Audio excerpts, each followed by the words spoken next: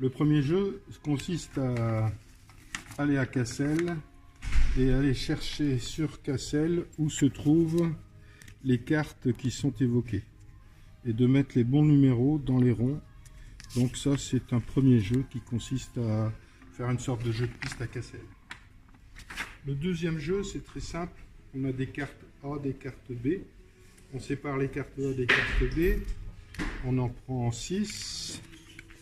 Donc on les met sur la table. On conserve le reste en pot. Voilà. Et on joue avec les dés.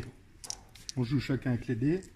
Si on fait le numéro correspondant au numéro sur les cartes, on prend les cartes. Et on prend les suivantes du pot ensuite pour continuer le jeu. Donc ça s'appelle le coq en dés. C'est le deuxième jeu. Très facile, on peut jouer n'importe quel âge, grands-parents, petits-enfants, sans problème. Le jeu suivant, ça s'appelle le jeu du coq. C'est le plus original.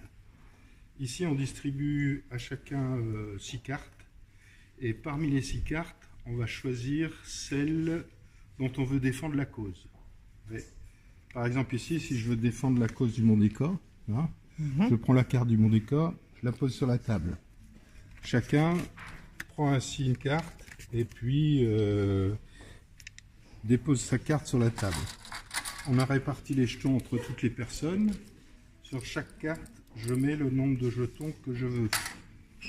Ouais, donc on aura, selon le nombre de joueurs, il y aura 4 cartes, ou il y aura 8 cartes, ou il y aura 10 cartes, ou il y aura 12 cartes. Et il y aura des jetons sur chaque carte. D'accord? Alors là, c'est un jeu de doublon. C'est-à-dire que dans les cartes que j'ai en main, si j'ai le 7B, la carte verte 7B, je peux encaisser la 7A. Si j'ai la carte 10B, couleur violette, je peux encaisser la 10A. Vous voyez le principe? Et donc, si je ne peux pas jouer, je prends une carte au pot, jusqu'au moment où j'ai l'une de ces cartes. J'encaisse, j'ai gagné. Et quand j'ai gagné, je peux remettre une carte au jeu. Et puis, en même temps, je dois présenter la carte. Donc, si je défends la cause du Mondéka, je dois expliquer ce que j'en sais un petit peu, inciter les gens à y aller.